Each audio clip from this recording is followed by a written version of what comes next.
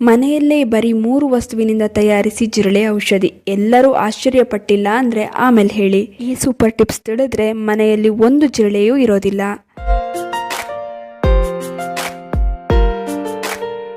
ನಮಸ್ತೆ, ವಿಭಿನ್ನ ಸಲಹೆಗಳು ಚಾನಲ್ಗೆ ಸ್ವಾಗತ.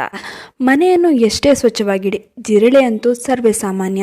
ಇನ್ನು ಈ ಜಿರಳೆಗಳು ಹೆಚ್ಚಾದರೆ ಅಪಾಯ ಕೂಡ ಕಟ್ಟಿಟ್ಟ ಬುತ್ತಿ.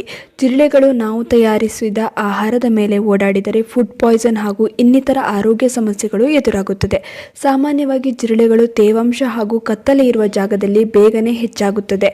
ಇನ್ನು ಜಿರಳೆಗಳನ್ನು ಹೋಗಲಾಡಿಸಲು ಮಾರುಕಟ್ಟೆಯಲ್ಲಿ ಅನೇಕ ಕೀಟನಾಶಕಗಳಿದ್ದರೂ ಅವುಗಳ ಬಳಕೆಯಿಂದ ಮನೆಯಲ್ಲಿರುವ ಮಕ್ಕಳಿಗೆ ಹಾಗೂ ದೊಡ್ಡವರಿಗೆ ಅಲರ್ಜಿ ಉಂಟಾಗುವ ಸಾಧ್ಯತೆ ಇರುತ್ತದೆ. ಆದ್ರಿಂದ ಇವತ್ತು ನಿಮಗೆ ಸುಲಭವಾಗಿ ಮನೆಯಲ್ಲಿರುವ ವಸ್ತುವಿನಿಂದ ಮನೆಯಲ್ಲಿ ಈ ಜಿರಳೆ ಔಷಧಿಯನ್ನು ತಯಾರಿಸುವ ವಿಧಾನವನ್ನು ತಿಳಿಸಿಕೊಡುತ್ತೇನೆ.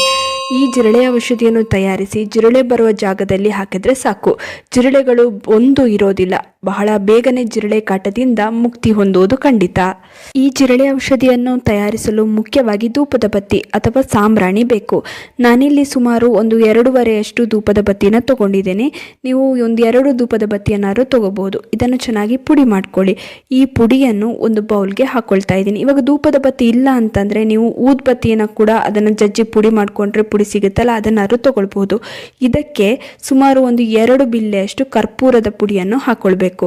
ನಂತರ ನಿಮ್ಮ ಹತ್ರ ಇದ್ರೆ ಬೇವಿನ ಎಣ್ಣೆ, ಇಲ್ಲ ಅಂತಂದ್ರೆ ಯಾವುದಾದ್ರೂ ಎಣ್ಣೆನ ಒಂದು ಅರ್ಧ ಚಮಚದಷ್ಟು ಹಾಕಿ, ಹರಳೆಣ್ಣೆ ಆದ್ರೂ ಪರವಾಗಿಲ್ಲ, ಇಲ್ಲ ದೀಪದ ಎಣ್ಣೆ ಆದ್ರೂ ಪರವಾಗಿಲ್ಲ. ನಂತರ ಇದಕ್ಕೆ 1 ಚಮಚದಷ್ಟು ಗೋಧಿ ಹಿಟ್ಟನ್ನು ಹಾಕೊಳ್ಬೇಕು. 1 ಚಮಚದಷ್ಟು ನೀರನ್ನು ಹಾಕಿ ಎಲ್ಲವನ್ನು ಚೆನ್ನಾಗಿ ಮಿಕ್ಸ್ ಮಾಡ್ಕೊಳ್ಳಿ. ಈ ರೀತಿ ಒಂದು ಉಂಡೆ ತರ ಆಗುತ್ತೆ, ಅಲ್ಲಿ ತನಕ ಚೆನ್ನಾಗಿ ಹೊಂದ್ಕೊಳ್ಳೋ ತರ ಮಿಕ್ಸ್ ಮಾಡ್ಕೊಳ್ಳಿ. ಆಮೇಲೆ ಇದನ್ನ ಚಿಕ್ಕ ಚಿಕ್ಕ ಉಂಡೆಗಳನ್ನಾಗಿ ಮಾಡ್ಕೊಳ್ಳಿ.